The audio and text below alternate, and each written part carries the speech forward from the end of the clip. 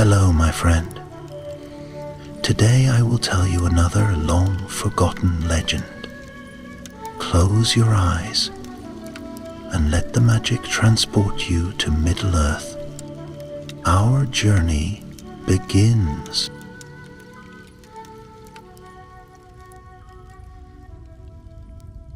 In the long twilight of the First Age, when the stars still reigned over Middle-earth and the great trees of Valinor had only recently perished, a shadow crept across the southern coasts. The Silmarils were stolen, the Valar shaken, and Morgoth, once named Melkor the Black Foe, had fled with his terrible spoils. But not alone, for with him had come one more ancient still, a creature of dread born before the shaping of the world, from a time when even darkness had no name. Her name was Ungoliant. She was no mere spider, though her form now mirrored one. Her body was vast, blacker than night, her eyes burning with endless hunger. From her bloated belly she spun webs thick as cables and dark as the void from whence she came. In Avathar, a forsaken land south of Valinor's mountains, she had once dwelt alone, feeding on the light of stars and whatever dared wander near. And it was there Melkor found her, boundless in greed and hate. Their alliance was brief and bitter. She helped him destroy the two trees, devouring their light and bleeding their sap until nothing remained but poison and ruin. For her service, he had promised her anything her hunger desired, but Ungoliant's need was endless. When Melkor tried to cheat her of her reward, she turned on him and nearly devoured him, wrapping him in webs until his balrogs tore him free. She fled then, screeching into the south, and for long years was not seen again. But some things do not die. Far to the east of Aman, where the waves of the sundering seas lapped upon the forgotten shores, whispers stirred once more in the minds of the elves. Travelers spoke of a chill upon the wind, of beasts wrapped in webs, of villages abandoned with not a trace of blood, only silence, and a faint scent of rot. And so the tale begins. In the woodland realm of Nandamar, where silver leaves clung to branches like stars, and the elves lived in harmony beneath the moon, there dwelt a young scout named Leiron. Tall he was, with sharp eyes and swifter feet, and a heart that burned not only with the fire of youth, but with a longing for truth. And one night, as the stars danced above and the wind whispered through the leaves, Leiron was called before Lady Eleneth, the ruler of Nandamar. Her brow was creased with worry, and her voice bore the weight of ancient knowing. "Leiron," she said, "a shadow returns from legend. The southern skies have darkened. Birds do not return from their flights. There is talk of webs, great as sails, across the cliffs of Avathar." He bowed low. "What would you have of me, my lady? Go south. Find what stirs beneath the mountain roots, and if Ungoliant yet lives, we must know. The fate of the West may again hang by a thread." Leiron's journey began at dawn. With only his longbow, a quiver of star-feathered arrows, and a charm of starlight bound around his wrist, he crossed the forests and came to the crags of the coast. He moved swift and silent, following no trail, for none had gone that way in an age. Days passed. The trees thinned, the grass turned pale. He came upon bones, white, dry, and broken, and webs clinging to the stone like ghostly sails. Each night he dreamed of eyes, great and lidless, burning with hatred, watching him from the dark. Then one night, as the moon rose red over the horizon, Leiron came upon an ancient ruin, once a watchtower of the elves, now choked in vines and webs. A sign carved in Quenya still remained upon the arch. "Beware the house of webs." He entered cautiously. The air was thick, the silence so deep it rang in his ears. Inside he found nothing but shadows and bones, until he heard a voice. "So, another fly comes wandering." He turned, bow drawn, but saw nothing, only a flicker in the dark. Then from the ceiling dropped a shape, not spider, not holy beast, but something twisted, pale and thin, with eyes like black stars. It skittered back when he aimed his arrow. "Do not shoot," it rasped. "Not all who dwell in the web serve the mother." Laramon lowered his bow slightly. "Who are you?" "I was once called Tharnor, Maya of Yavanna. Long have I wandered, and longer still have I watched. I know the path you seek, but beware, scout of Nandamar. Ungoliant is not idle. She broods beneath the roots of the world, and her children stir." Lariel's heart quickened. "Her children?" "Aye, not all webs end with her. She has spun offspring, creatures of darkness who hunger for light as she once did. They creep through tunnels unseen, seeking to blanket the world in night." A silence fell. Then Arion asked, "Can she be slain?" Thorner's gaze narrowed. "With courage and fire and light. But it is no small feat. Her hunger is boundless, and should she feed again, truly feed, not even the Valar could bind her." Larion's jaw tightened. "Then we must strike before she rises." And so they forged an uneasy alliance, elf and Maya, bound by purpose and peril. Together they descended the crumbling stair that led beneath the tower, where an ancient path wound down into the deep places of the world. Below, a darkness waited, and in its heart, the house of webs. As they stepped into the black, the stone above groaned, and a distant whisper curled through the air like smoke.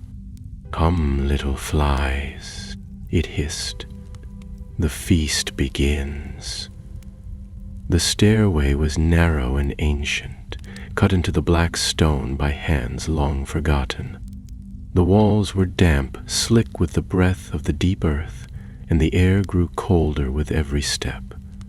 Laeron moved cautiously, his bow unstrung but ready, his fingers brushing the quiver at his side. Tharnor walked just ahead, his tall, hooded figure casting long shadows on the walls, the faint glow of his staff lighting the path in a pale shimmer like moonlight filtered through water. They did not speak much as they descended. The silence between them was not from mistrust, though it still clung like a thin frost between strangers. It was the silence of being watched. Several times Aileron paused, certain he'd heard skittering in the walls or felt a breath against his neck. Yet whenever he turned, nothing stirred but dust. At last, the stair ended in a vast cavern where the ceiling vanished into gloom. Strange roots hung down like the fingers of some enormous corpse, and patches of glowing fungus marked the path forward with dim green light. Webs clung to every surface, thick tangled veils stretching from stone to stone, some so large they shimmered like sails in the cavern wind. Laron could see now how the place had earned its name. This was no natural burrow. The webbing had purpose, like a fortress made of silk. "This is one of the outer halls," Thornor murmured, motioning Laren forward. "We must move swiftly. The longer we remain, the more likely the spawn will scent us." "What are they?" Laeron whispered, eyes darting to the shadows. "They dwell no names," the Maya replied. "Or rather, they have too many. Some were born of Ungoliant's own body, others taken and twisted into her service. They dwell in the cracks of the world, waiting for her call. And lately, that call has grown stronger. Leoron tightened his grip on his bow. You speak as though you've been here before. Tharnor did not look back. I have. They passed beneath an archway formed entirely of spider's silk, strong as stone and cold to the touch. Leoron could feel the malice woven into it, as though it remembered every soul that had passed beneath. Beyond the arch, the tunnel branched in 3 directions. Tharnor paused, raising his staff. The light brightened slightly, and runes carved into the floor flickered in response. He studied them for a moment, then turned left. This way. They continued through the passage, which narrowed and twisted like the gullet of some monstrous throat. Every so often they would pass the remains of the unwary, armor rusted into dust, bones crushed and picked clean, a broken sword still clutched in a skeletal hand. Leoron said nothing, but each sight pressed heavier on his chest. These were not just ancient ruins, they were warnings. After a while, the tunnel opened into a small chamber, round and smooth-walled, with a black pool in the center. Something about it felt wrong. Too quiet, too still. Leoron glanced at Tharnor, who had stopped, his eyes narrowing. We are not alone, the Maya said softly. A moment later, the webs above stirred, and with a sharp hiss, something dropped from the ceiling. It was spider-shaped, but far larger than any creature of nature, its carapace a mottled gray, its eyes clustered in a pattern that throbbed with a sickly blue light. Leoron loosed an arrow before it hit the floor, the shaft sinking into one of the eyes.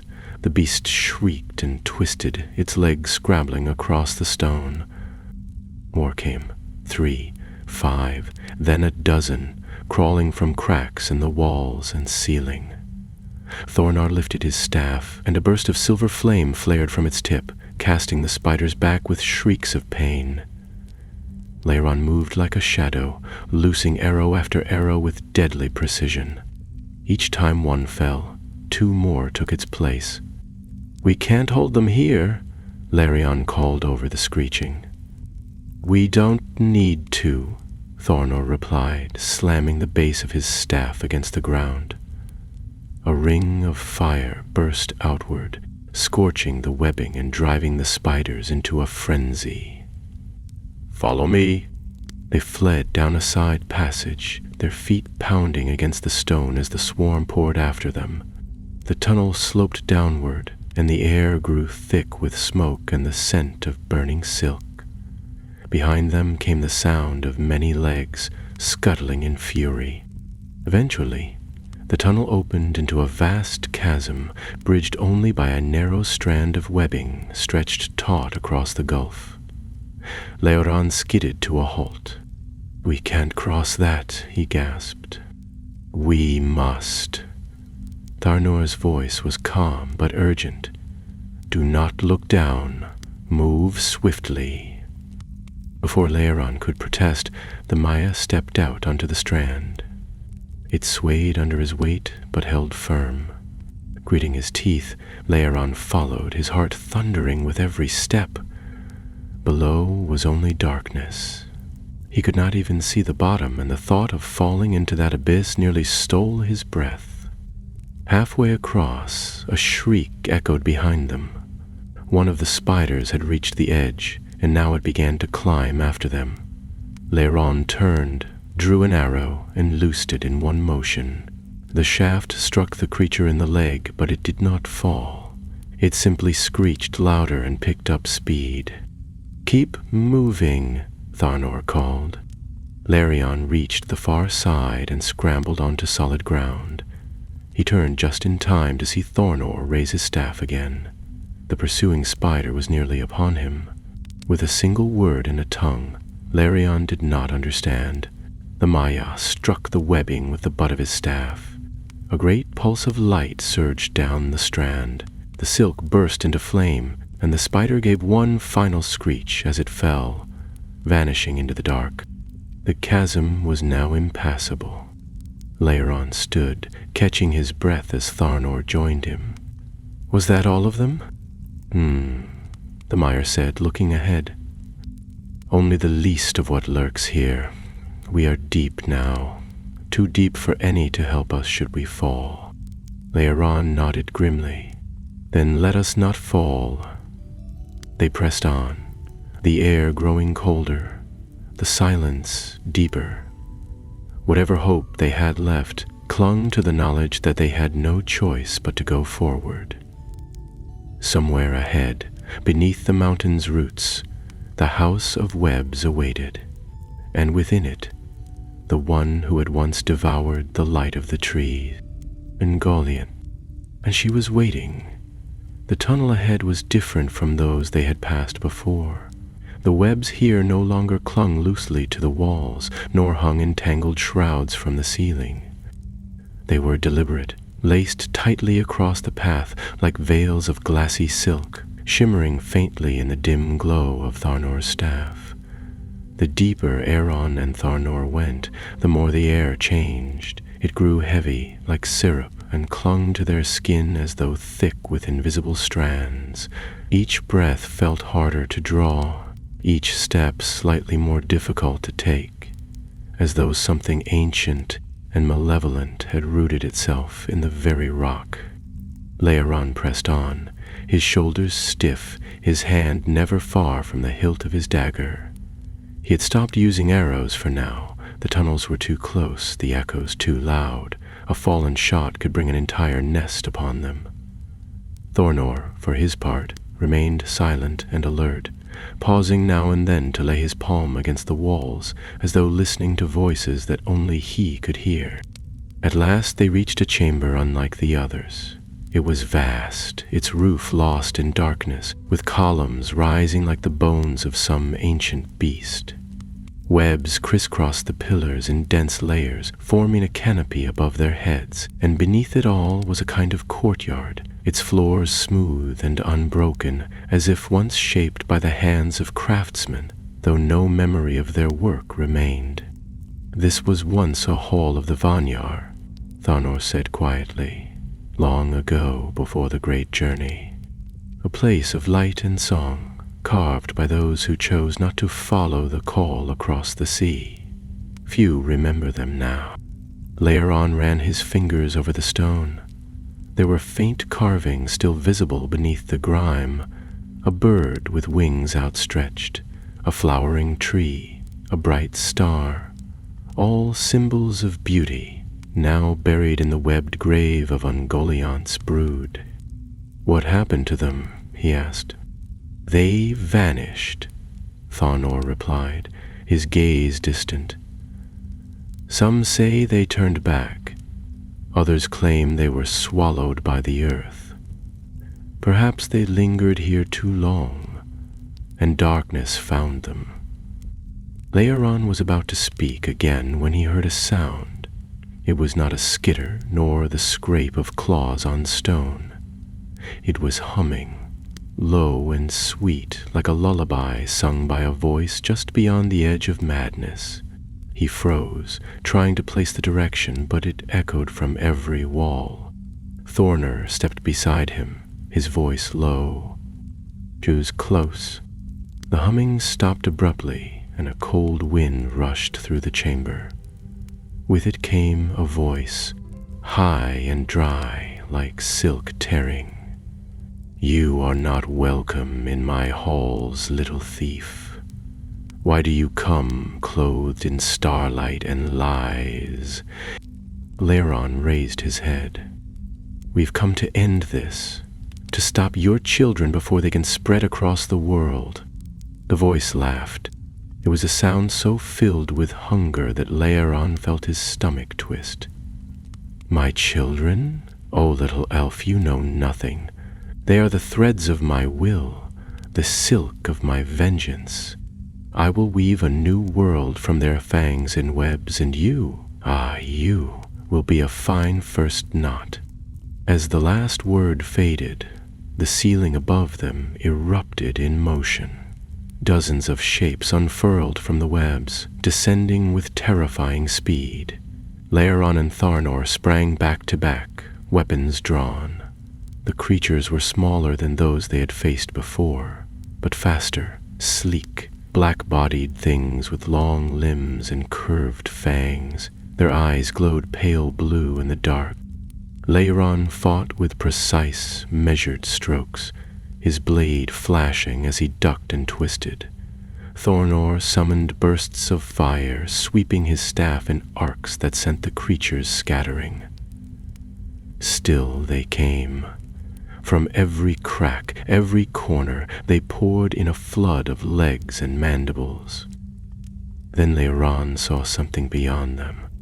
In the far wall of the chamber was a great archway, covered in thicker web than any he had seen yet. It pulsed faintly, as though alive, and from it came a smell like rotting flowers. His instincts screamed that the path beyond it led to Ungoliant herself.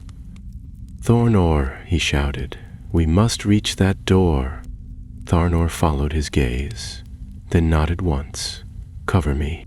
With a cry, Laeron leapt forward, clearing a path through the swarm with swift slashes. Tharnor followed, fire bursting from his staff in rippling waves. The creatures reeled from the heat, shrieking as they fell back. Together, they reached the webbed arch. Laeron slashed at it with his dagger, but the silk turned his blade aside like steel. Tharnor raised his staff and placed the tip against the web. A flare of white fire surged forward, and slowly, painfully, the silk began to melt. The swarm behind them gathered again, waiting, hissing in unison. Finally, the last strand broke. A gust of fetid air blasted through the opening, and beyond lay darkness, deeper than shadow, a tunnel where no light could remain. Laeron hesitated only a moment before stepping through.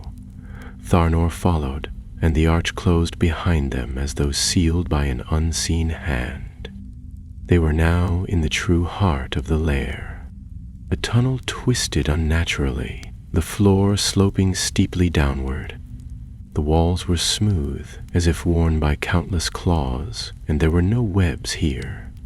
Only the slick, pulsing stone and the smell of old decay.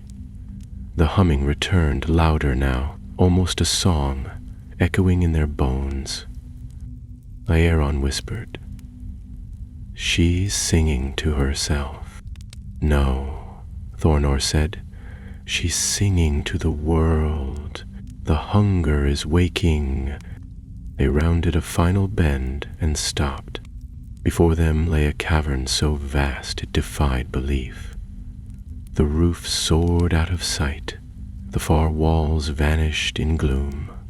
At the center of it all was a pit, enormous, circular, and rimmed with black spires like the teeth of some monstrous jaw. From the depths of that pit rose threads thicker than tree trunks, webbing spun of shadow and smoke. And in the middle of the web, hunched and unmoving, was a shape like a mountain of black flesh. It pulsed slowly, as if breathing. Its eyes were closed, but even sleeping, Ungoliant radiated such power that the ground around her cracked and groaned. Laeron could not look away. He had never seen such a thing. She was not just a spider. She was a hunger given shape, a darkness that hated the very memory of light. Even in sleep, she looked as if she were devouring the world in silence. Tharnor placed a hand on Laeron's shoulder. "This is our moment. If she wakes—" A sound cut him off. It came not from the pit, but from behind them. A whisper, then a laugh. Lauren turned. A figure stepped from the shadows, cloaked in gray with eyes like coals and a curved blade at his side. He was not a spider. He was a man, or something very close. "Did you think," he said smoothly, "that you were the only ones hunting her?" The stranger moved closer, and though his voice was calm, there was a sharpness beneath it, like a blade hidden beneath velvet. He stepped into the faint glow of Tharnor's staff, revealing a narrow face, pale as bone, and eyes that shimmered with a cold, unnatural light. His cloak hung in folds of ashen gray, the edges frayed and spattered with something dark. Leiron instinctively stepped between him and Tharnor, one hand on his dagger, the other drifting toward his bow. "Who are you?" Leiren demanded. The man inclined his head politely, though the gesture carried no warmth.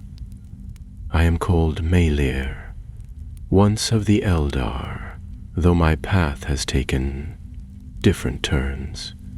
I have walked the forgotten ways of the world, and I have come here for the same reason as you." Tharnor's eyes narrowed. "No two walk these tunnels by accident. Speak clearly. What do you want with Ungoliant?" Meleir smiled, and it was not a kind smile. "To destroy her as you do, but not with fire and steel. That is the way of fools. She cannot be slain in any way you understand, not unless she is bound again, as she was once long ago in the age before the sun." Larion didn't move. He didn't trust this Meleir, though his voice carried knowledge that felt old and terrible.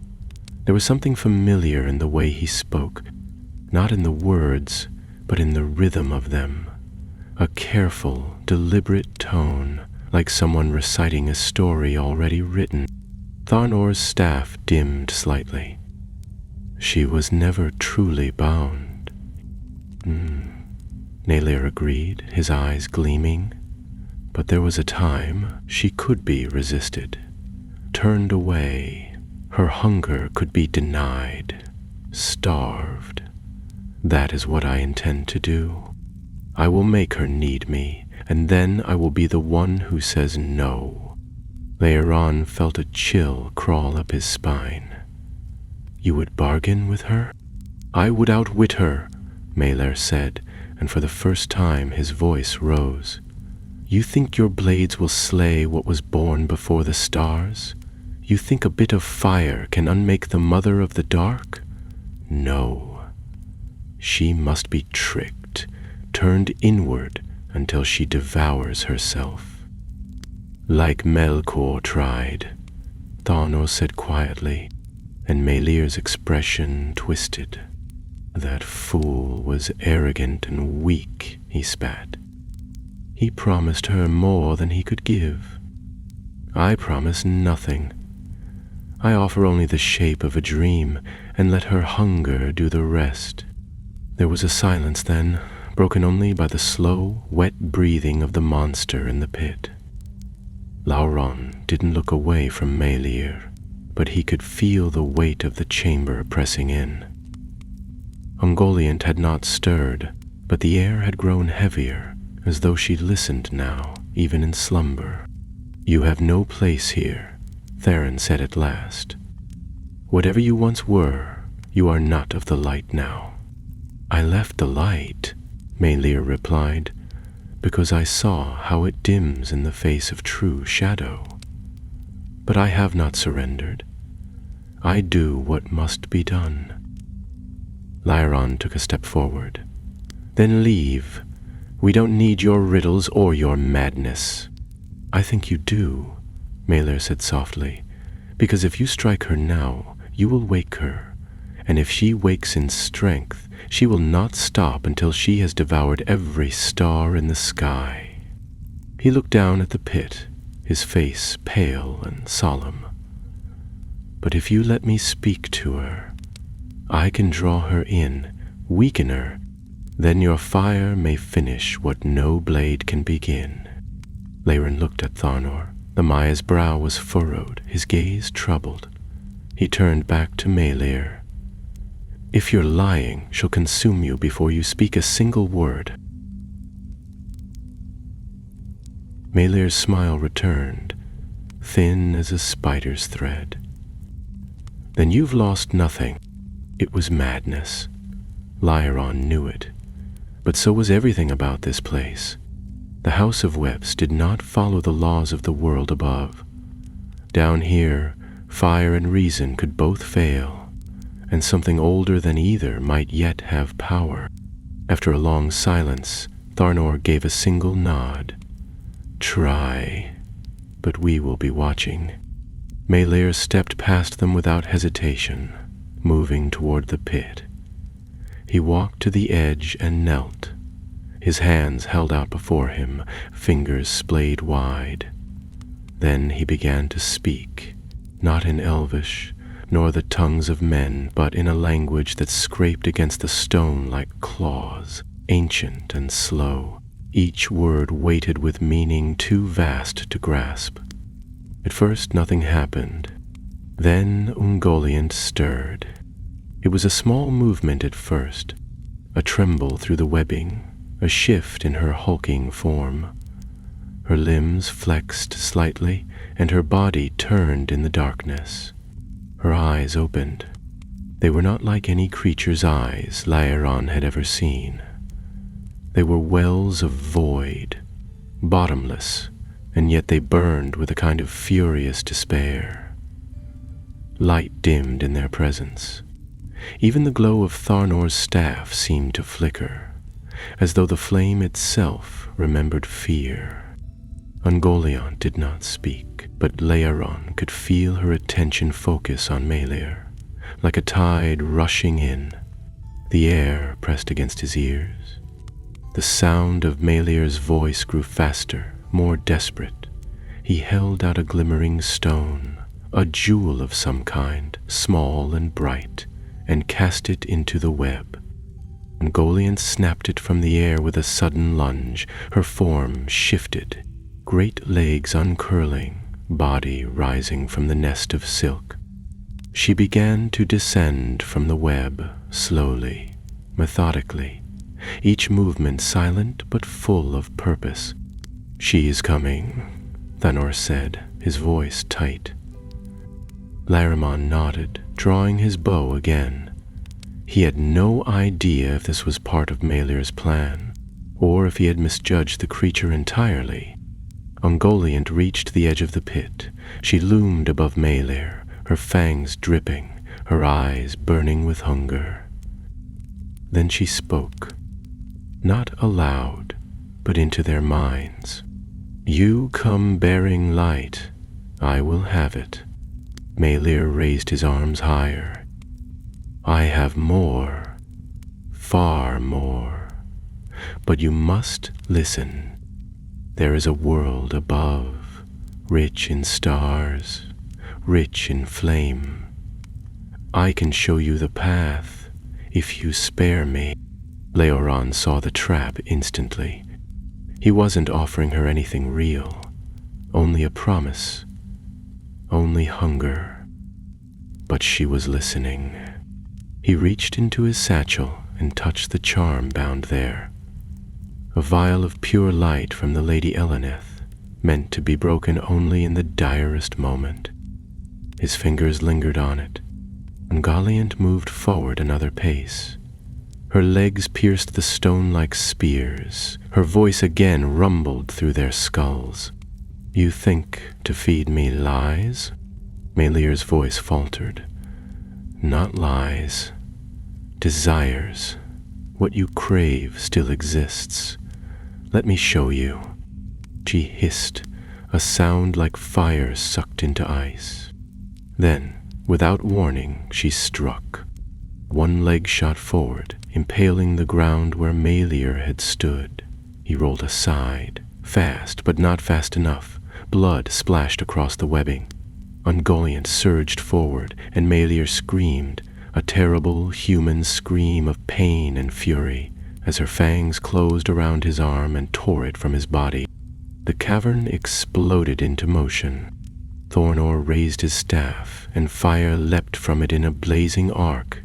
Lyron shattered the vial. The light flared like a newborn star, filling the chamber with brilliance so pure that the darkness recoiled. Ungoliant shrieked, a sound that tore through stone and thought alike. The fight had begun. The vial's light burst across the chamber like a sun trapped in glass, and for the briefest moment Ungoliant reeled back. Her vast body twisted, limbs thrashing as the brilliance seared her sightless voids of eyes. The webs recoiled as though alive, snapping and curling into themselves. Lairen didn't wait. With the vial shattered and the light blazing like a white fire around them, he loosed 3 arrows in swift succession. Each one struck, vanishing into the folds of her shadowed bulk, though none seemed to wound her deeply. Tharnor advanced, his staff crackling with flame. He spoke words not meant for mortal ears, his voice ringing like bells cast in thunder, and the ground beneath Ungoliant's legs trembled. Fire surged along the rim of the pit, drawing a circle of light that crackled against her webs like a living wall. She snarled and lashed out with a leg, knocking aside a column of stone that shattered like brittle glass. Meleir, half conscious and bleeding badly, crawled toward the wall. His face was pale and twisted with agony, but even through the pain he was muttering, low, fast, barely audible. Leoran rushed to him, dragging him away from the edge just as Ungoliant's legs slammed down where he had been. She was in full rage now. The deception had stung her, but it was the light that had truly roused her fury. "Told you," Meleir gasped, coughing. "You can't kill her like this." Leoran ignored him and turned back to the pit. The fire circle was holding, but just barely. Ungoliant's fangs snapped, dripping black venom that hissed when it touched the stone. Her limbs struck the fire, shrieking in pain, but pushing against it all the same, her hunger too great to yield to fear. "She's too strong," Leoran shouted. "We have to drive her back before the light fails." Tharnor didn't answer immediately. His face was strained, the light around his staff dimming with each word he cast. The fire was not endless. Already it flickered at the edges. He turned his eyes to Leoran, and for a heartbeat something passed between them, a question unspoken and grave. "The light of Eleneth is spent," Tharnor said, "and my strength wanes. There may be another way, but it is not without cost." Leoran nodded grimly. "Tell me." "There is a root of light still hidden in this place, beneath the ruins, planted long ago by the Vanyar. A seedling of Telperion's memory, buried in secret, never meant to grow. It lies forgotten, but not dead. If I call to it, it may awaken." Leoran frowned. "Then why didn't you do it before?" "Because," Tharnor said, "if I awaken it now, it will burn this place clean, webs, stone, and all. We will not survive its rising, not here." For a moment, silence fell between them again, broken only by the roaring of the flame and Ungoliant's shrieks. The great spider threw herself again and again against the barrier, her limbs like towers falling, her hunger like a storm. Her voice curled through the fire, thick and hateful. "Give me the light, little thieves. I will spare you if you feed me. Lie to me again, and I shall drink your souls." Leoran's heart pounded. He looked down at Meleir, barely clinging to consciousness, and then back at Tharnor.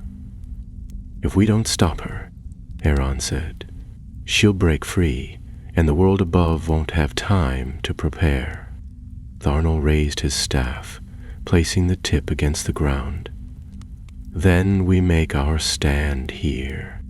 Aeron looked back at the pit, at the creature born of shadow before time began, and gritted his teeth. "Do it."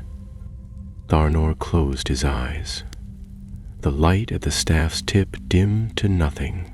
For a moment, everything was silent. Then, from the depths of the cavern, there came a sound like a bell ringing under water, faint, slow, pure. The ground trembled, softly at first, then with growing strength. The webbing above quivered. Even Ungoliant paused, sensing something new, something old and bright stirring beneath her. The bell rang again, louder now, and with it came a breath of wind, clean, cool, carrying the scent of blossoms that had not bloomed in 1,000 years. Light seeped from the cracks in the floor, silvery white, pulsing like a heartbeat. Ungoliant shrieked, backing away from the edge. The webs around her writhed as though in pain. From the center of the chamber the stone split. A shaft of light burst upward, and from it rose a tree. Not large, not grand, but bright. Its trunk shimmered like pearl, its leaves glittered like frost, and at its heart burned a steady, quiet flame. It was not blinding like the vial. It did not roar like fire. It simply was calm, strong, unyielding. Ungoliant screamed. She tried to flee, but the webs caught her. Her own threads betrayed her, twisted and torn by the light. Her limbs flailed, but each strike met nothing. The light grew brighter, the tree rising taller, its roots sinking deep into the earth. The fire around the pit surged again, fueled not by Tharnor's power, but by the tree itself. She howled, and in her cry was a fear deeper than death. She tried to climb the wall of the chamber, but the light followed her, a tide that could not be escaped. She turned, shrank, curled upon herself, and still the light crept nearer. Her final shriek echoed through the mountain, and then she was gone. The chamber stood in stillness. The webs withered. The shadows fled. Where Ungoliant had been, there was only silence, and the soft, endless glow of the tree. Leoron staggered back, blinking. The pain in his limbs caught up to him at last, and he dropped to one knee. Tharnor had fallen to the ground, his staff broken, his breath shallow but even. The Maya's face was peaceful, but he would not wake soon. Leoron turned toward Meleir. The strange elf was watching him, his face pale but his eyes sharp. "You did it," Meleir said hoarsely. Leoron shook his head. "You lied. You tried to feed her." "I tried to stop her," Meleir replied. "In my way. Yours worked better." Leoron wasn't sure what justice meant in a place like this. He tied a cloth around Meleir's arm and didn't say anything more. They sat in silence as the light of the tree filled the house of webs, burning away the last of Ungoliant's shadow. Somewhere above, the stars still shone. Somewhere far away, the forests of Nandamar waited. But for now, beneath the mountain, Leoron let himself breathe. Leoron awoke to silence, deep and complete, as though the world itself held its breath. The silver tree still stood at the heart of the chamber, casting a gentle light that filled every corner of the ruin. Its glow no longer surged like a storm, but pulsed softly, like the steady beat of a living heart. The webs were gone, dissolved into dust. The stone walls, once blackened and slick with shadow, were pale and bare, smooth as bone and strangely calm. He sat up slowly, every muscle sore, his limbs stiff with dried sweat and bruises. The fight had passed like a tempest, and now its weight had settled on his shoulders. Tharnor lay nearby, his breathing slow, his face calm but pale. The Mayian's staff lay broken beside him, splintered down the middle. Leoron placed a hand on his chest to feel the breath beneath his ribs. Steady, faint, but still there. Meleir sat further off, slumped against a column with his injured arm bound tightly in a strip of cloth torn from his own cloak. His face was drawn and haggard, the lines of pain sharp along his jaw, but he was awake. When Laeran met his eyes, the other elf didn't speak, only gave a faint nod as if to say, "We are both still here." Laeran stood slowly and looked around. The chamber had changed. Without the webs and shadows, its shape was clearer. Pillars carved in spirals, a floor set in rings like the ripple of water. The ancient roots of the silver tree had broken through the stone, spreading light into cracks that had long been filled with rot. And at the very center, where the pit had once been, there was now only smooth earth, dark and clean, with a faint shimmer of mist hanging over it. "She's really gone," Larendon murmured. Maelir's voice was quiet, hoarse. "For now." Lauron glanced at him. "You still think she'll return?" "She was never made like us," Maelir said, his gaze distant. "Not from fire or song. She was hunger before hunger had a name. She can be driven back, but not destroyed, not truly. That seed of need will lie buried a long time, but seeds always remember the dark." Laeran didn't answer. He walked slowly toward the silver tree, his boots soft on the smooth floor. It was not tall, no higher than a full-grown man, but its branches stretched wide, and its trunk glimmered faintly with light that was not of this world. The leaves shifted gently, though there was no wind, and as he stepped closer, he felt something stir in his chest, a warmth, quiet and steady, like the memory of peace. He reached out and touched the bark. It was cool, smooth, and tingled faintly beneath his fingertips. "You said it would burn everything," he said without turning. "But it didn't." Tharnor's voice came from behind, weak but clear. "It chose not to." Laeran turned to see the Maya sitting up, his face pale but his eyes alert once more. He managed a small smile as he met Laeran's gaze. It remembered what it was planted for. Laeran walked back and helped him to his feet. Tharnor leaned heavily on him for a moment, then stood straight, though his breath came shallow and slow. "Is it over?" Laeran asked. "For now," Tharnor said. "Ungoliant's presence is gone, her spawn scattered. This place is cleansed." He looked at the tree, his eyes full of something like reverence. The seed survived all these ages. It should not have, and yet it did. Laeran glanced at Maelir, who was watching them both with a guarded expression. "What about him?" Tharnor followed his gaze and was quiet for a moment. "He walked a perilous path, but his part is played. The tree judged him, and it left him alive. I don't trust him, nor should you," Tharnor said simply. "But sometimes the dark can still fear what it once was." Laeran walked over to Maelir and crouched beside him. "You're coming back with us.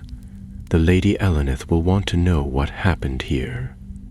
Malir's mouth twisted in a bitter smile. "And what would she do with me? Throw me into a tower? Banish me to the eastern sea? Shall decide what to do," Aeron said, his voice calm. "It's not up to me." Malir looked past him to the tree. "I should have died here. But you..." Laeran rose. Tharnor stepped forward and touched the ground.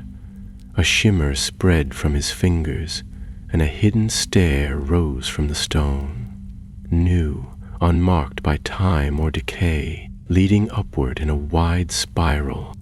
"Come," the Maya said. "This place will not hold long. The light has undone the roots, and the mountain will remember its weight." They climbed slowly.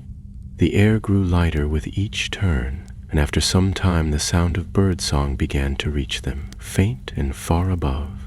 When at last they emerged from the stair, the sky greeted them in full pale blue, with the morning sun rising over the mountains, gilding the rocks with gold. The trees of the world above swayed in the breeze, and the scent of wildflowers reached them like the first breath of spring. Léron closed his eyes and stood for a long moment in the warmth. It felt like waking from a dream. They walked northward through the hills, not speaking much. The journey back to Nandamar took several days, though the land was kinder now. The air was no longer thick with shadow, and they passed no more bones, no webs, no signs of the spawn. The darkness that had crept from Avathar had been driven back. On the evening of the 5th day, they crossed the silver stream that marked the boundary of the forest realm. The trees were full of birds, and the stars began to show as the light faded. The guards who met them at the border looked stunned to see them, and word was sent ahead. By the time they reached the heart of Nandamar, a host had gathered at the gates. Lady Eleneth stood waiting beneath the boughs of the moon tree. Her silver hair shimmered, her face unreadable.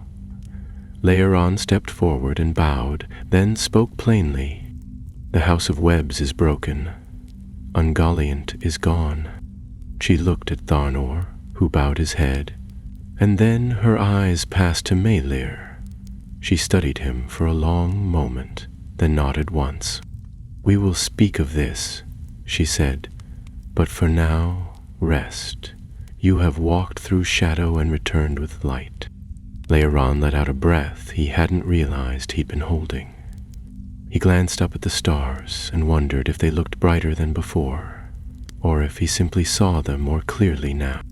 That night, beneath the safety of the trees, he dreamt not of eyes or webs, but of silver leaves falling gently into a quiet stream. Morning came with the gentle sigh of wind through silver leaves, and the distant call of a nightingale welcoming the sun. Léron sat alone on a moss-covered stone beneath the old willow by the stream, his cloak wrapped around his shoulders, still damp with dew. The light filtering through the canopy had the quiet hush of dawn, and the forest of Nandamar stirred softly around him, as though not wishing to break the peace.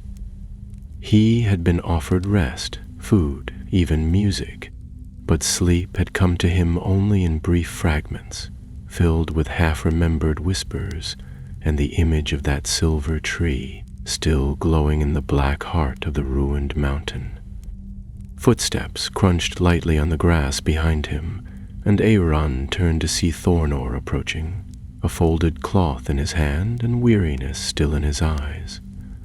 The Maya no longer walked with the strength he once had. His staff was gone, and though his bearing remained upright and proud, there was something fainter in him now, as though a thread of his light had been left behind with the tree. "I brought something for you," Tharnor said, his voice quieter than usual, but steady. He handed over the cloth, and Léron unfolded it to find a dagger, not one he had seen before, though it bore the markings of Nandamar's forges. The blade was long and leaf-shaped, etched with ancient runes, and its hilt was wrapped in soft leather, still smelling faintly of the workshop. Léron raised an eyebrow. "You're giving me a new knife?" "A gift from Lady Eleneth," Tharnor said. "And from me. That one will never dull. Its edge is tied to the memory of what you've done, sharp so long as you remember why you carry it." Léron turned the blade over in his hand, thoughtful. "I hope I never have to use it." Tharnor gave a faint smile. They stood in silence for a time, listening to the wind. The forest was calm again, but Léron could still feel the faint weight of what they had faced. Not the fear of it, but the mark it had left on his spirit. The house of webs was broken, but the shadow of it would not vanish quickly. "She's not gone," Léron said suddenly. "Not really." "No," Tharnor admitted. But she's been driven back, and the wound she left on this world has begun to heal. That's more than any had dared hope. Lairan sat again, the dagger across his knees. Meleer said she would return. That hunger like hers can't be destroyed. Do you believe him? Thornor took a long time before answering.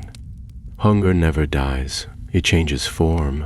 It moves, but it always remains. What matters is whether it finds a place to grow. Ungoliant's spirit has been scattered. It may never gather again. Or it may. But if it does, those who follow after us will be ready. Larimon nodded slowly, eyes on the blade. If it returns, I want to be ready too. Thorin tilted his head slightly. You mean to leave Nandemar? I think I have to. I've seen too much to stay here. The world is wide, and there are other places like the House of Webs. Places left to fester because no one dares look into them. If I can help, I should. The Maya looked at him with something like approval. Then you walk the road of the Guardians. It is not a quiet life, but it is a noble one. They returned to the inner gardens before midday, where the air was warm and the trees cast dappled shadows across the grass. A gathering had been called. Small, private, yet filled with significance. The elders of Nandemar sat in a circle of stone benches, their garments white and silver. Lady Elenith stood among them, her hands clasped before her, and Meleer knelt at the center, his face unreadable. Laeran stood beside Tharnor, watching the proceedings with quiet unease. He still didn't trust Meleer, though the strange elf had not made any move to escape or twist the truth. His arm remained bound, his movements careful. There was a strange dignity in the way he accepted the stares of those around him. Lady Elenith's voice rang out, clear and calm. Meleer of the Wandering Kin, you have returned from the House of Webs bearing both guilt and wisdom. You broke the trust of your kind, sought power where none should walk, and fed the dark with hope. Yet you also turned the blade inward when the moment came. You did not flee, though you might have. You stood and were judged.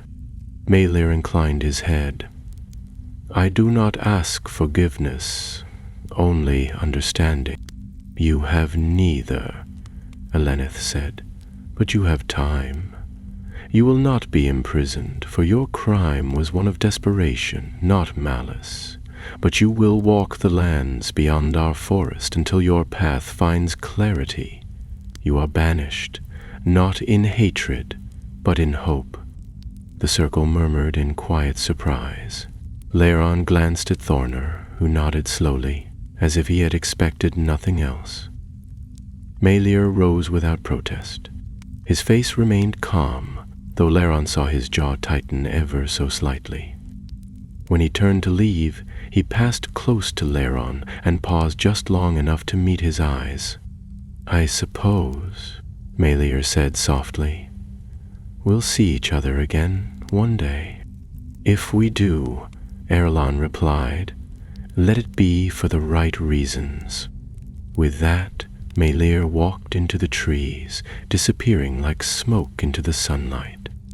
The gathering dispersed slowly, with quiet voices and thoughtful faces. Laeran did not stay long. That evening, he stood once more at the edge of the forest, a small pack on his back and the new dagger at his belt. The sky above burned gold and violet as the sun sank behind the hills. Tharnor met him beneath the leaning elm and handed him a flask carved with Vanyarin's script. For the road, the Maya said, and for the dark, should it return. Will you stay here? Larion asked. For a time. The tree still needs tending, and I have little strength left for wandering. But I will watch, and I will remember. Laeron offered his hand, and Tharnor took it. Their grip was brief but firm, the kind that says more than words ever could. Then Laeron turned north toward the mountains and the road beyond. He walked without fear. He had faced a darkness older than memory and lived to tell of it. And though the shadow might return, so too would the light, in silver leaves and starlit blades, in memory and will, in those who chose to stand when others fled.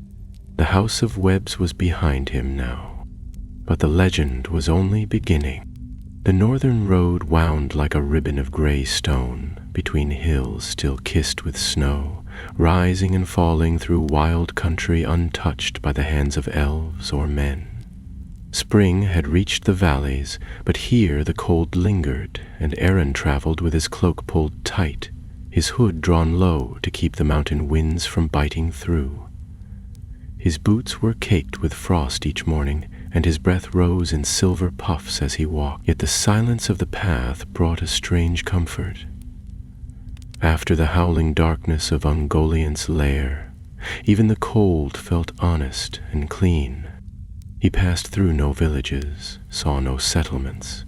The wilds of Forlanden stretched before him like a forgotten song, full of ancient stones and whispering pines.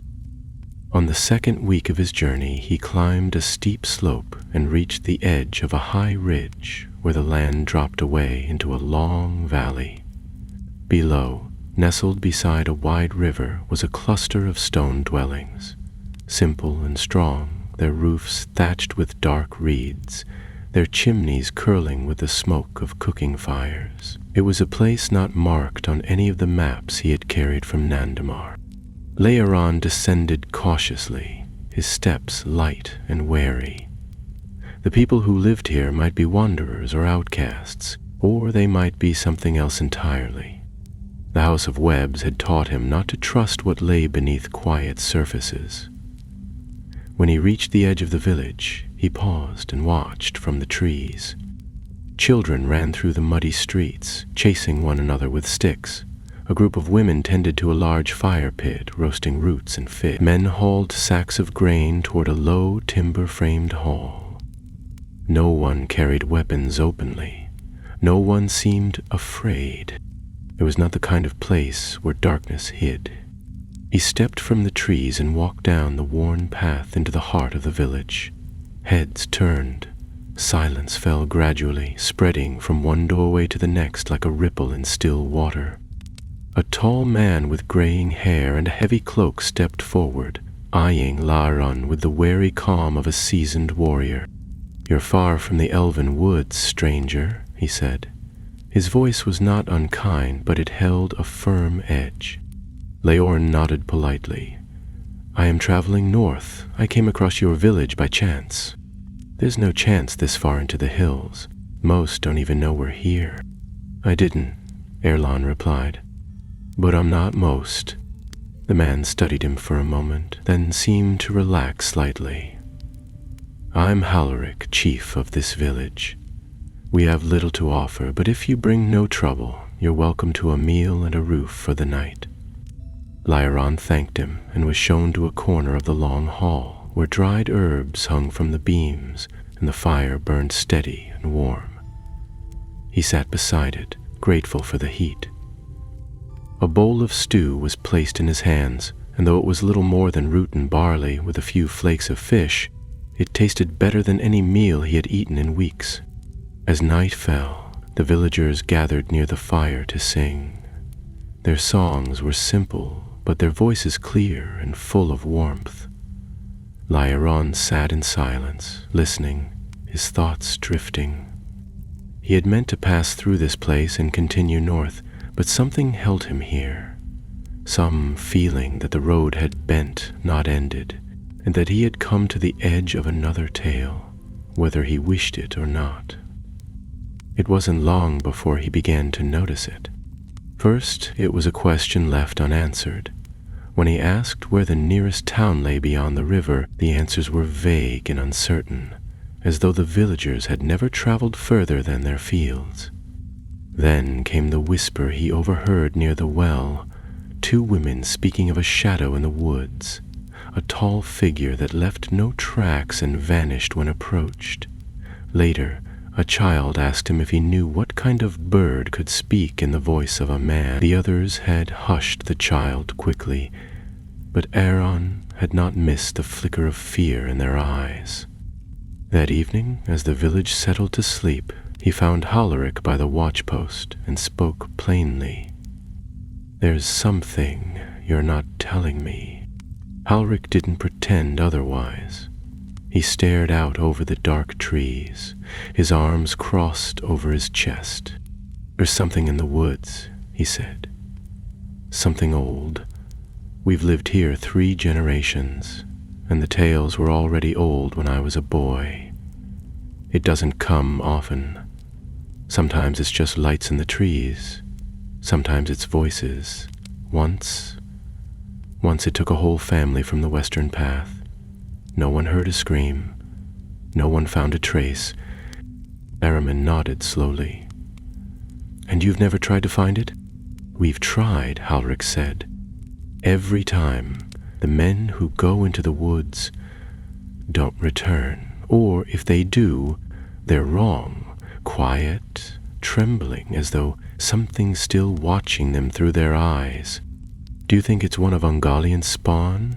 Laren asked. Ulrich's expression darkened. "I don't know that name, but if it is a beast, it's one that knows how to hide." Laeron stood, his hand resting on the hilt of his dagger. "I'll go." Halric turned to him, his eyes wary. "You faced something before, didn't you? Something worse than this." "I've faced the dark," Erlon said simply. "I know how it moves." That night, he left the village in silence, walking by starlight with only the wind for company.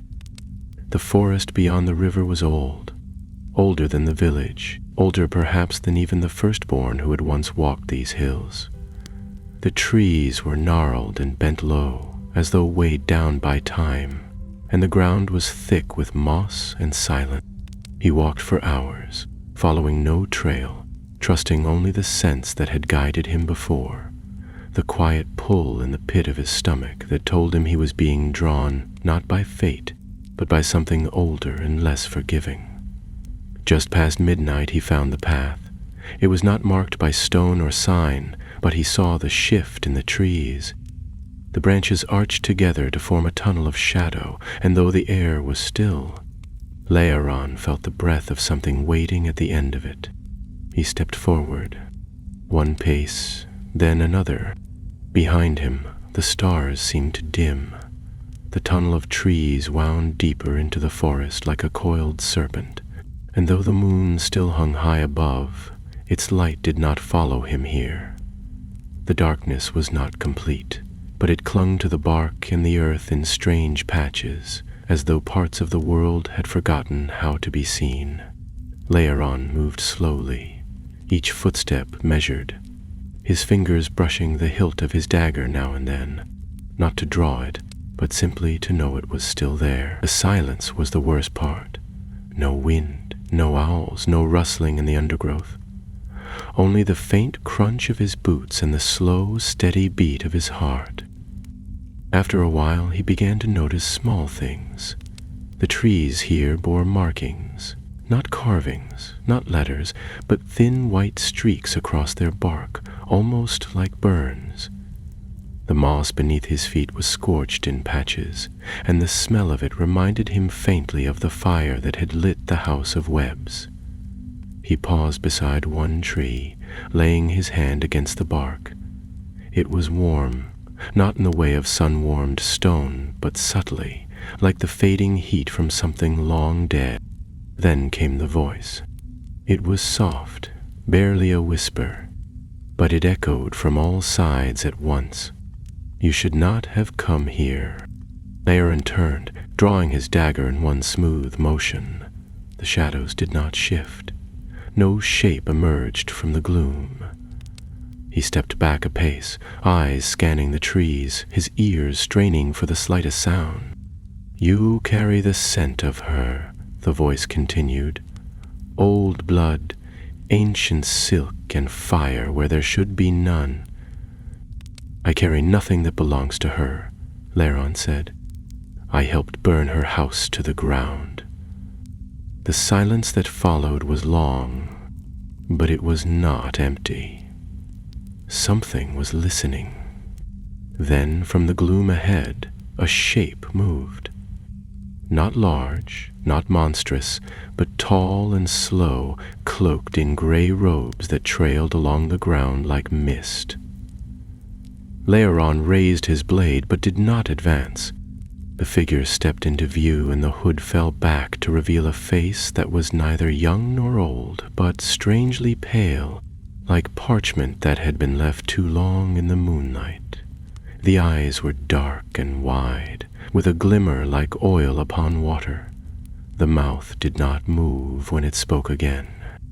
She is gone, but her threads are not. The world remembers her. The roots of things whisper her name. Laron kept his voice steady. Who are you? The figure tilted its head. A weaver. A keeper. One who saw the hunger and turned away. But now, I listen again. The dagger trembled slightly in Laron's grip. Did Ungoliant make you? No. But she called me. I did not answer then. I answer now. The figure raised a hand, and Laron took a step back. From behind the trees came a soft rustling, not like wind in the leaves, but like silk drawn across stone. Shapes began to stir, tall, thin, moving on too many legs. Their forms were not entirely clear, cloaked in shadow and illusion, but he saw the glint of curved limbs, the gleam of pale eyes. They moved without sound, and they were watching him. He had not come here to fight, but it seemed the choice would not be his. I'm not here to burn your forest, Laron said, but I won't let another nest take root. If there's a new web, I'll tear it down. The weaver did not move. Then you must choose. Burn this place, and you may break the threads again, but they will find new soil elsewhere. Or stay, and learn the pattern. Learn what she left behind. The fire you carry is bright, but it cannot see what lies beneath. Laron felt something twist inside him. He didn't want to stay. Every part of him wanted to flee this place, to call down fire and light and end whatever shadows had begun to grow here. But something deeper held him still. A memory, perhaps, of Thornor's voice in the dark. Not all darkness is the enemy. Not all silence is malice. He lowered his blade slowly. What do you want? The weaver stepped closer, and the shapes in the trees held back. To understand, it said simply. To remember. The web was not always a prison. It was once a song. Connection, memory, truth. She twisted it. But there are other patterns. You have seen the hunger. Now learn the design. Laron hesitated. And if I refuse, then burn this place. Cut the threads. Walk away. He did not move for a long while. Then, slowly, he sheathed the dagger. The weaver's eyes flickered once, and the creatures in the trees faded back into the dark. Very well, Aran said. Show me. He followed the weaver deeper into the woods, where the trees grew taller and stranger. They came at last to a hollow ringed by roots, where the ground was soft and the air felt heavier, not with fear, but with age. Threads hung from the branches, not webs, but strands of light and shadow, woven together like threads of starlight through smoke. The weaver stood in the center and raised both hands. The strands stirred and shifted, forming shapes in the air, images not quite memories but close. He saw a forest older than any he knew, filled with silver light. He saw creatures that walked like men but bore many eyes. He saw a great tree that had been hollowed by time, its heart filled with something dark. She found what was forgotten, the weaver said, but she did not understand it. She drank it dry, and the shape of it was lost. "What is this place?" Laeron asked. An echo, a thread that escaped her web. She could not see it, so it survived. Laorn stepped forward. The images shifted again. He saw something that might have been Ungoliant, but younger, smaller, less twisted. She sat at the center of a different web, her limbs still sleek, her eyes thoughtful. Around her were other creatures, watching, learning. She was not devouring, not yet. He turned back to the weaver. "You think she changed, that she became something she wasn't." "All things change," the weaver replied, "but the pattern remembers, the shape before it broke." Larion's thoughts spun. The battle in the House of Webs had felt final. Ungoliant's scream still rang in his dreams, but here was a piece of her past untouched by that rage, a thread that might lead not to more hunger, but to understanding. Not all webs were prisons. Some were paths.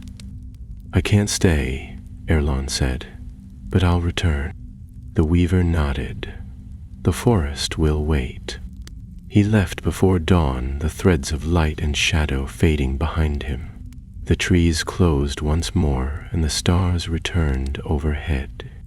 Laeron walked out of the forest with more questions than he had had before, but also with something new. Of thread, and a reason to follow it. The hills rolled steadily northward, soft with heather and speckled with stones worn smooth by time. Laeron moved with purpose now, but not haste. He had no enemy at his heels, no looming terror ahead. What he carried was quieter, more uncertain, a sense that he had glimpsed something important, something ancient, and that to understand it, he would need to follow paths that had no markings, and listen for truths hidden between the stories already told. The wind was steady at his back, and the sun rose each morning without veil. But even so, he did not forget the shadow that had walked beside him. By the 6th day of travel, he came upon a solitary tower rising from the cliffs above a wide lake, its stones dark with lichen, its windows empty and open to the sky. The structure was too small to have been a fortress, too tall for a farmhouse, and too old for any living records to claim it. Yet it was no ruin. The stones held together, and someone, recently from the look of it, had swept the steps clear of moss. Laeron approached cautiously, his hand resting on the hilt of his blade, and called out once. When no answer came, he entered. Inside, the tower was cool and dim, its walls lined with shelves crammed full of scrolls, strange stones, and carved figurines in every shape imaginable. A fire burned in a round hearth at the center of the chamber, though no one stood nearby to tend it. The smell of sage and something older, like ash and cedar, clung to the air. Laeron waited by the doorway, alert but unafraid, until a soft rustle came from the stairwell above. The figure that descended was slight and robed in blue, with silver thread wound through the sleeves. Her hair was dark and braided with beads carved from shell, and her face was lined, not with age, but with long memory. Her eyes, bright as river glass, fixed on Laeron with neither alarm nor welcome. "You are far from any road," she said calmly. "I often am," Laeron replied. She stepped down the last few stairs and studied him. You carry the scent of wildfire, of old webs. You've seen something most would run from." "I didn't run," Larian said, and the woman gave the faintest smile. "No, I suppose you didn't. Come then, if the thread has led you here, best not let it tangle." He followed her into the main room, where she gestured for him to sit on a low stool beside the fire. She moved with grace, setting a clay pot on the coals and tossing a handful of herbs into the water without looking. La'iron sat, waiting, his eyes drawn to the objects on the walls, woven bands of dried leaves, tiny glass bottles sealed with wax, a curved horn mounted above the lintel. Everything in the room felt lived in but not cluttered, as though each item had waited to be placed, and nothing had ever been moved since. "Do you have a name?" he asked. "I do," the woman replied, pouring steaming liquid into a pair of wooden cups. "But names are like rivers. They change shape as they go. You may call me Serial, if it pleases you." Laeron accepted the cup, took a cautious sip, and found it bitter but warming. "You knew I was coming." "I knew someone was," Syria said. "Threads don't lie. They twist, they snarl, but they always pull true." A seeker was drawn to the edge, and the weaver forest sent him onward. "You've seen what lies at the heart of hunger. That changes a soul." Laeron looked into the fire, the image of Ungoliant stirring in his mind.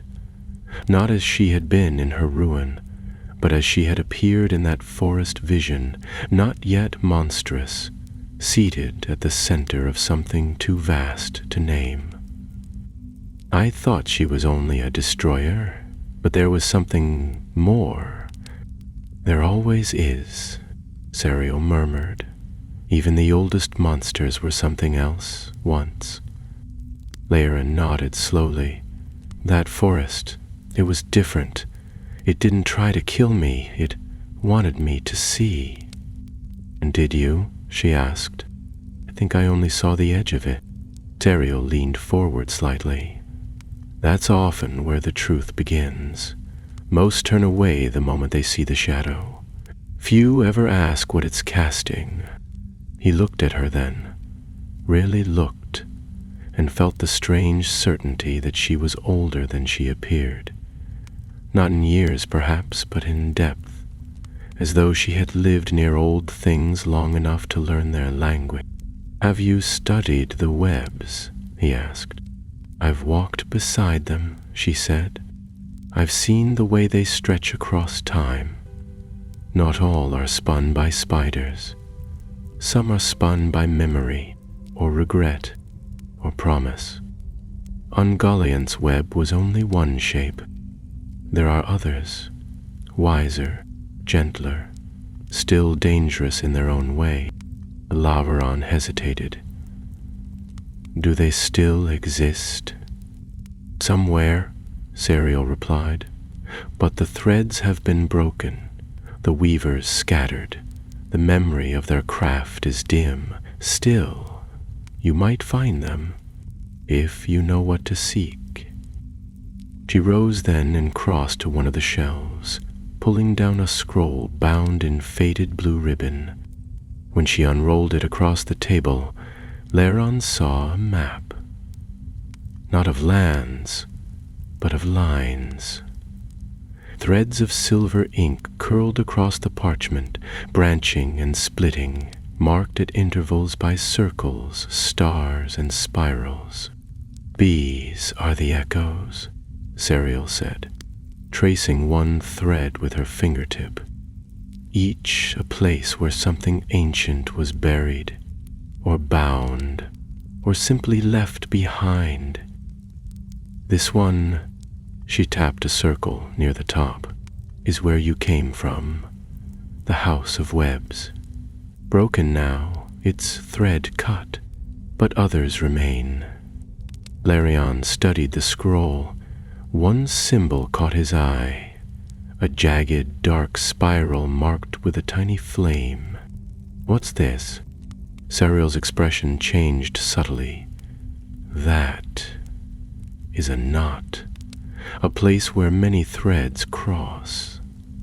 Some say it was once a sanctuary. Others say it was a prison. Where is it?" "Far to the east," she said, "beyond the riverlands, where the stars fall differently. No one's charted its path in living memory, but if you wish to follow it, I can help you begin." Leoran looked up. "Why help me?" Sariel met his gaze. "Because you didn't turn away, and because some knots can't be untangled by silence. They need a hand that remembers fire and chooses not to burn." He stayed that night in the tower, resting for the first time in days without fear. In the morning, Sariel gave him the map, wrapped in oilskin and bound with twine. She did not ask him to return, nor did she give a warning. She only stood by the tower's doorway, watching as he vanished into the mist, her blue robe still and silent against the gray stone. Lirin followed the trail eastward, the map tucked safe against his chest. He did not know what lay ahead, but he knew this much: the world had not forgotten Ungoliant. Her shadow might have passed, but her echo remained, and perhaps, somewhere, the older webs still waited, not to ensnare, but to be understood. The eastern lands unfolded before Lauren like a dream half-remembered. Rolling plains that shimmered with morning mist, forests cloaked in silence, and hills whose names had long since faded from memory. He crossed slow rivers where no bridges stood, followed winding paths where deer fled at his approach, and passed through ruins where ivy clung to crumbled walls and owls blinked solemnly from shadowed arches. The map Sariel had given him was no ordinary chart. It shifted faintly under moonlight, its lines glowing with silver thread, guiding him toward places no road ever reached. He began to understand that this journey was not just across land, but across memory, his and the world's. Weeks passed. He traveled alone, but never truly felt it. The thread that tugged at him, invisible and sure, never slackened. In the quiet moments by firelight, he sometimes dreamed of the house of webs, of Thornor's fire flaring bright, and of the silver tree rising in the dark. But more often now he dreamed of the weaver forest and the glimmering strands of starlight stretched across the branches, as though some hidden hand still sought to remind him of the path he'd chosen. One morning, as he passed between two tall stones veined with silver lichen, the land began to change. The air grew warmer, heavy with a scent like old rain and flowering vines. The grass turned golden, and the trees grew in strange spirals, their roots half above the ground, gnarled into shapes that looked almost like words. Birds called with voices that echoed longer than they should have, and once, in the shadow of a high ridge, he glimpsed a creature with eyes like lanterns and fur that shimmered like woven silk. It watched him for a time, then vanished into the leaves without a sound. Leoran consulted the map that night beneath a sky filled with stars so bright they seemed ready to fall. The thread he followed had led him to the very edge of the parchment, to a point marked not with a circle or a flame, but a spiral that curved inward until it vanished into itself. Sariel had called it a knot, and now that he stood on its threshold, he could feel the truth of it.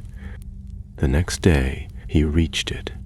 The land ended in a hollow shaped like a bowl, cradled by steep cliffs overgrown with hanging moss and flowering vines. In the center of the hollow stood a structure unlike any he had seen, a low dome of stone woven with living roots and pale crystal, as though the earth itself had grown it from memory. No door marked its entrance. Instead, a curtain of silk threads, fine as mist, hung across the arched opening. They shimmered faintly, catching the light in shifting colors. Laeron approached slowly.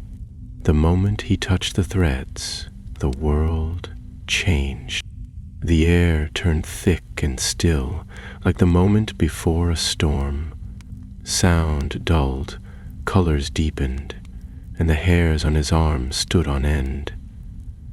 A voice, not heard but felt, welcomed him. A thread returned to the knot.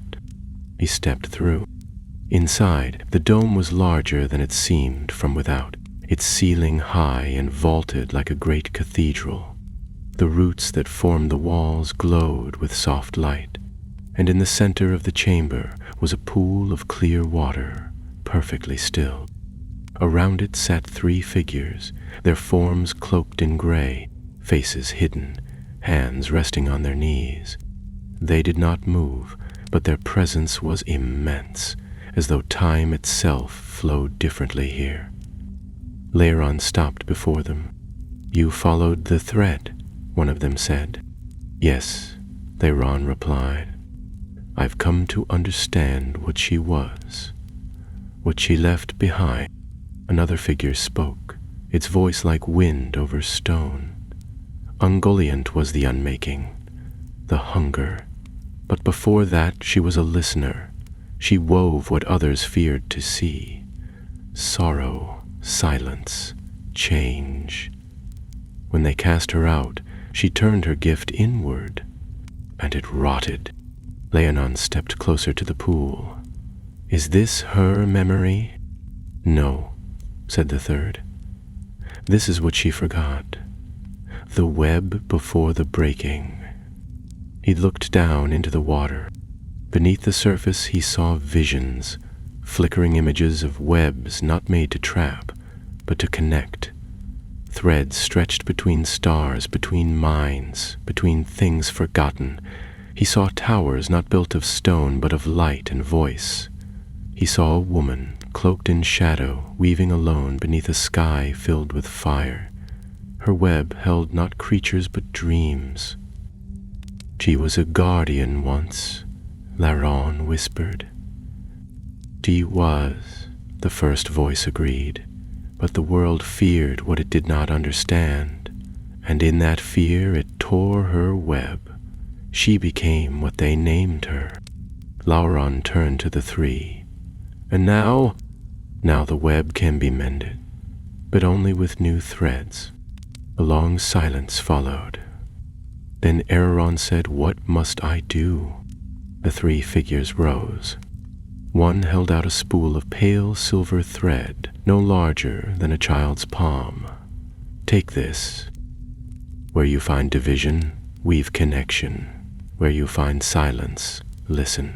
Where you find fear, offer understanding. It will not stop the dark," another said, "but it will shape it. And perhaps that is the beginning of peace." Valerian took the spool. It was warm. The chamber began to fade. The dome of root and stone dissolved into mist, and the hollow became quiet once more. When he stepped out beneath the sky, he found himself alone.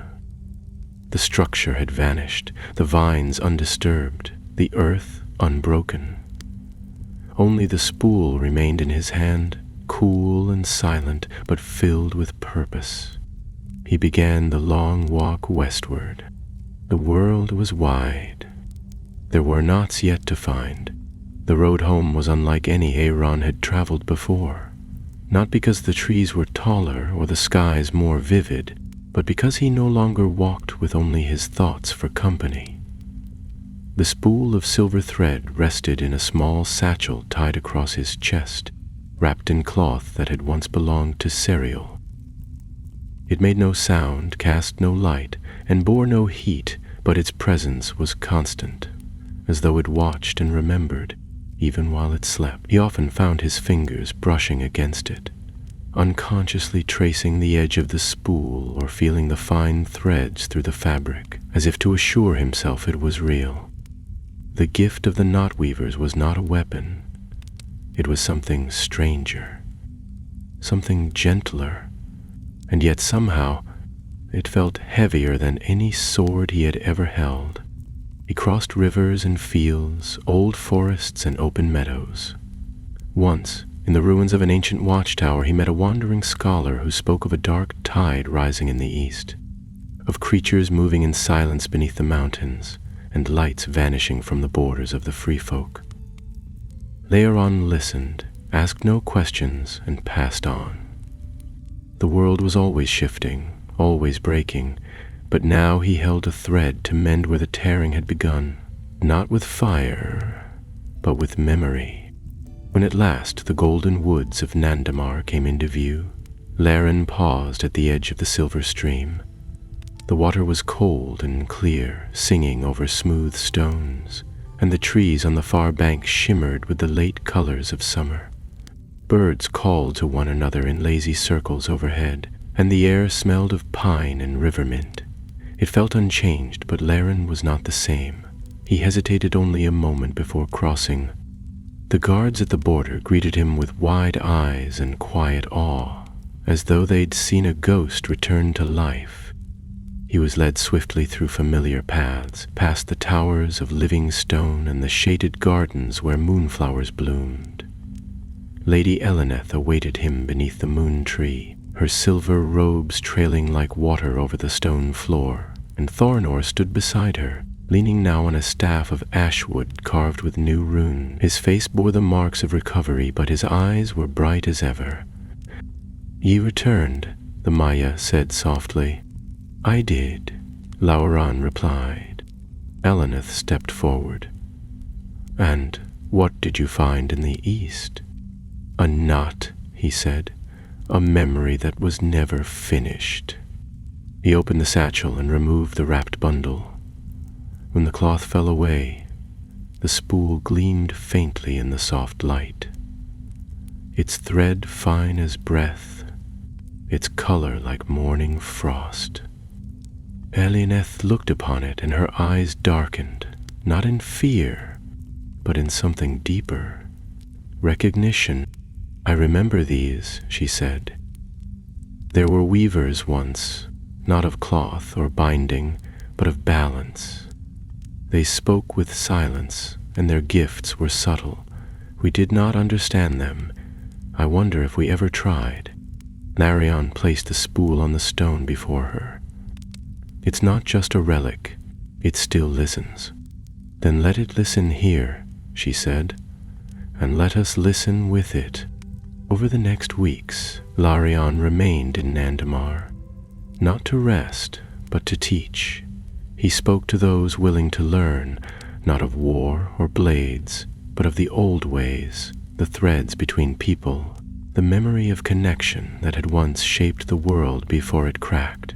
He found listeners among the younger scouts, among the quiet gardeners, even among the smiths, whose work echoed the rhythm of the weavers more than they realized. Some scoffed, of course, and others smiled politely before turning away. But the thread did not demand a crowd. One listener was enough. Tharnor often joined him in the evenings, the two of them seated beneath the branches of the moon tree while the stars turned slowly above. They spoke rarely of Ungoliant, but she was always there in the space between their words, not as a specter of fear, but as a reminder of what happens when the thread is forgotten, when the hunger speaks louder than the song. One night, as the fire crackled low, Tharnor turned to Léoron and said, "Do you regret it, choosing to follow the thread when you could have walked away?" Lariel shook his head. "I think I needed to see that not all darkness must be fought. Some of it must be understood." Tharnor nodded, a slow, solemn gesture. "Then I believe you've learned more than most." The next morning, Léoron packed his satchel once again. The thread remained with Elenith, entrusted to her care, to be studied and remembered, but he had not come home to stay. The world was still wide, and there were stories hidden beneath its skin. He had seen how easily the truth could be buried, how even a guardian could become a monster when forgotten, and he had seen how memory woven true could begin to heal what had been broken. Before he departed, Elenith gave him a small pendant carved from pale wood, inlaid with a single silver line in the shape of a spiral. "This," she said, "will open doors in places where words may not. There are still those who remember the older ways, if you know where to knock." He thanked her and turned once more to the road. As he passed beneath the canopy, the sunlight filtered down in shafts of gold and green, and he walked with the quiet certainty of someone who no longer feared what he did not understand. The tale of Ungoliant had not ended in fire or final victory. It had ended in memory, in the restoration of a thread that might one day change the weave of the world. Laeron walked on, and somewhere, far beneath the roots of mountains and beyond the reach of stars, something stirred, not with hunger, but with thought. A thread brushed against another. The web was not broken, only waiting.